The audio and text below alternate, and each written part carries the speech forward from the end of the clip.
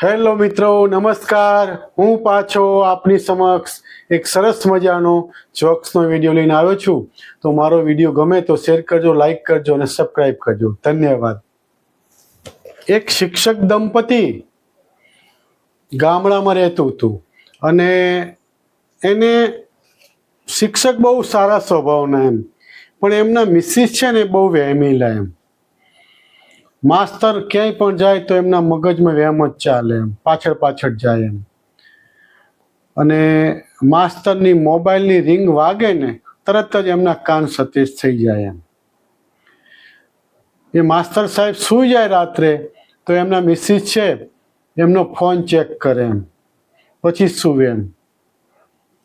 એક દિવસ phone check કરતા કરતા એક હેમાના નામથી એમણે કોલ સેવ કરેલો એમ, નંબર સેવ કરેલો એમ. અને એક દિવસ હેમાનો ફોન આવ્યો તો માસ્તર સાહેબે તો ઉઠાયો અને આફળા ફાફડા તૈયાર થઈને તો બહાર ગયા, ગમે તે બહાનું કાઢીને એમ. પણ આ માસ્તર સાહેબના મિસિસના મગજમાં એક વહેમ ઘૂસી ગયો કે હેમાનો ફોન આવે છે અને બહાર જાય છે. આવું 2-3 વખત બન્યું એટલે માસ્તર સાહેબને મિસિસ કંટાળી ગયા અને એમણે તો ઝઘડવાનું ચાલુ કર્યું કે એમાં કોણ છે, એની સાથે કેમ વાતો કરો છો, એનો ફોન આવ્યો એટલે તમે જતા રહો છો બહાર કે. માસ્તર સાહેબ બિચારા સાંભળે રાખે એમ, કંઈ બોલે નહીં. પછી એક દિવસ એ બેને રોજ 2-3 વખત ફોન આવે એમાંના એમ, તો બેને કંટાળીને પિયરમાં વાત કરી કે આમના જીવનમાં કોઈક હેમા છે અને રોજ 2-3 ફોન આવે છે અને હેમા નામથી એમણે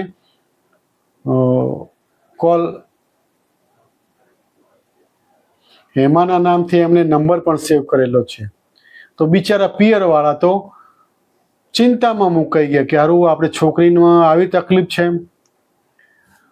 પાછા રોજ 2-3 ફોન આવે ને માસ્તર સાહેબ ઉતાવળા આફળા ફાફડા જાય એમ. અને પછી આ બેને તો એમના પિયરિયાને બોલાવી લીધા એમ.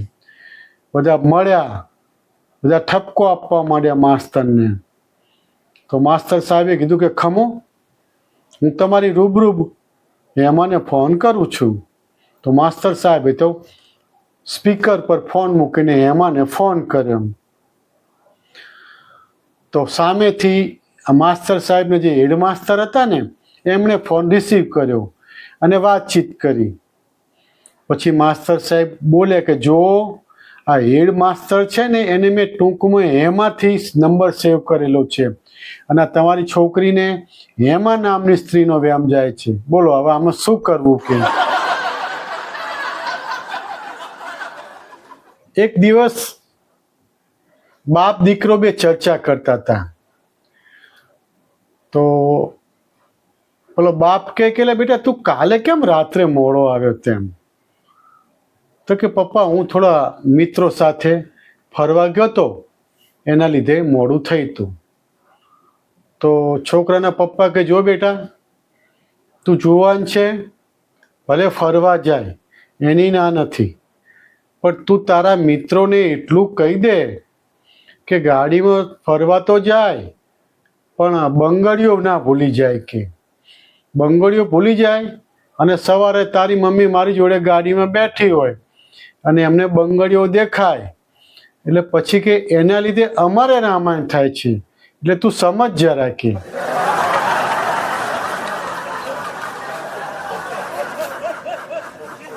મારા એક મિત્ર છે એ 1 વર્ષ પહેલા 1 લાખ રૂપિયા મારી પાસેથી ઉછીના લઈ ગયેલા એમ. એમનું નામ છે મગનલાલ.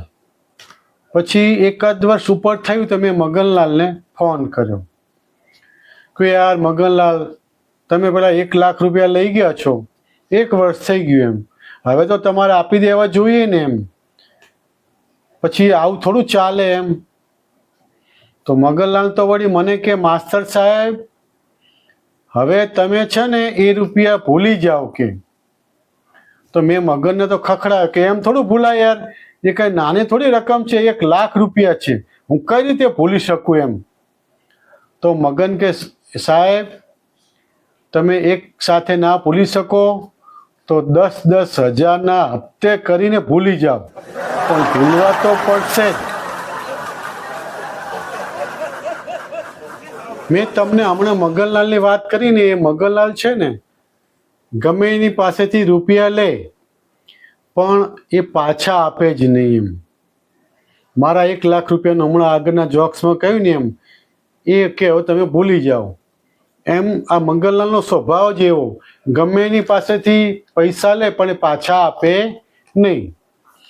એક દિવસ હું બજારમાં જતો હતો ને, તો આ મગનલાલ કાપડની દુકાનવાળાને ત્યાં ભાવની રકઝક કરે. એટલે હું જોઈને આમ છાનો માનો સાંભળતો હતો.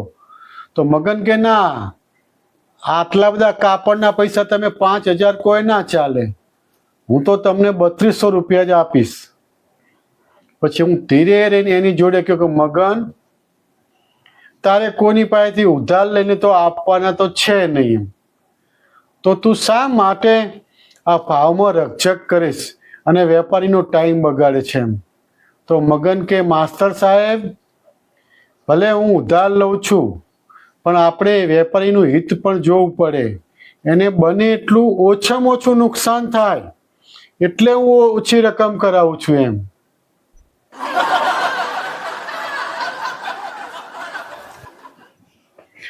એક માસ્તર સાહેબ 20-25 વર્ષની નોકરી દરમિયાન એક ગામમાં નોકરી કરતા હતા.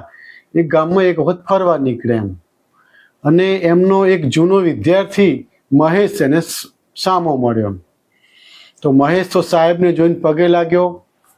સાહેબે પણ એના ખબર અંતર પૂછ્યા અને એમણે કહ્યું કે મહેશ, હું તને એક સવાલ કરું છું.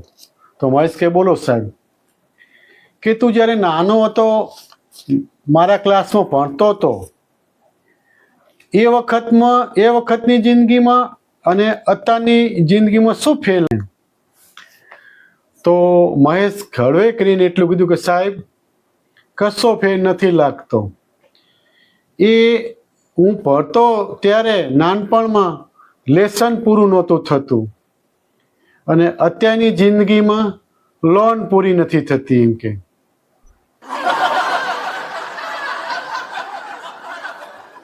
એક સંશોધન થયું કે પતિ પત્નીની જિંદગીમાં સૌથી કયું વાક્ય વધારે બોલાય છે? એમ કે પતિ સૌથી જેની જિંદગીમાં કયું વાક્ય વધારે બોલે છે અને પત્ની એની જિંદગીમાં કયું સૌથી વધારે વાક્ય બોલે છે?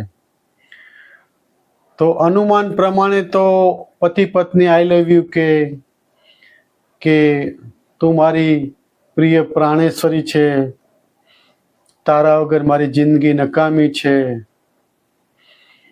તું જ મારી છે, હું તારા વગર નહીં જીવી શકું.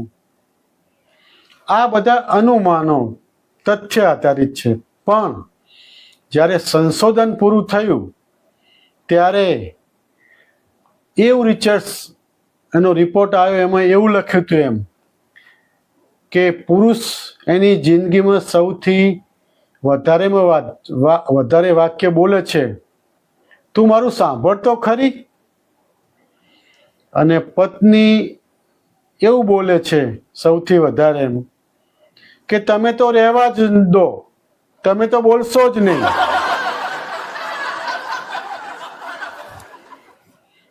અમારે મગનલાલ છે એક કંપનીમાં ઇન્ટરવ્યૂ આપવા ગયા. એટલે ઇન્ટરવ્યૂવાળા સાહેબે એમને 2-4 સવાલ કર્યા અને છેલ્લે એવું કહ્યું કે મગનલાલ, તમે આ લેપટોપ છે બહાર લઈ મને બતાવો કે તમે કઈ રીતે એને વેચી આવશો. એમ તો મગનલાલ તો ઊભા થયા અને લેપટોપ લઈને તો બહાર આવી ગયા. બહાર આવી અને તો સીધા ઘેર જતા રહ્યા. 10-15 મિનિટ થઈને પેલા કંપનીવાળા સાહેબે ફોન કર્યો મગનલાલને કે ભાઈ, હવે તું આવી જા, તે લેપટોપ વેચ્યું કે નહીં?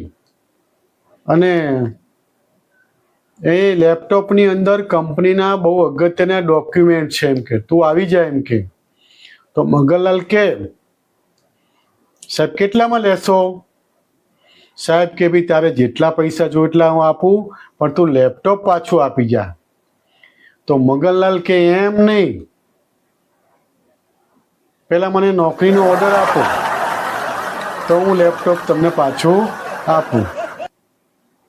મારા એક મિત્ર છે, એ મિત્રને ત્યાં હું ગયો એમ. તો એણે તો મારું સ્વાગત કર્યું અને મિત્ર થોડાક બાજુના રૂમમાં ગયા એમ. તો એમનો છોકરો હતો એને મેં શું બેટા શું કરે છે, મજામાં? કે હા અંકલ મજામાં. મેં કીધું કે હવે ભાઈ શું તારો ફ્યુચર પ્લાન શું છે એમ, હવે પછી તું શું કરવા માગે છે એમ. તો કે સાહેબ એ તમારી ઉપર આધાર છે. હું કહું મારી પર કેમ ભાઈ? તો કે સાહેબ જો તમે 100 રૂપિયા આપીને જશો અહીંથી જાઓ ત્યારે, તો હું વડાપાવ ખાઈશ, અને જો 200 રૂપિયા આપીને જશો તો હું મેકડોનલ્ડમાં જઈશ.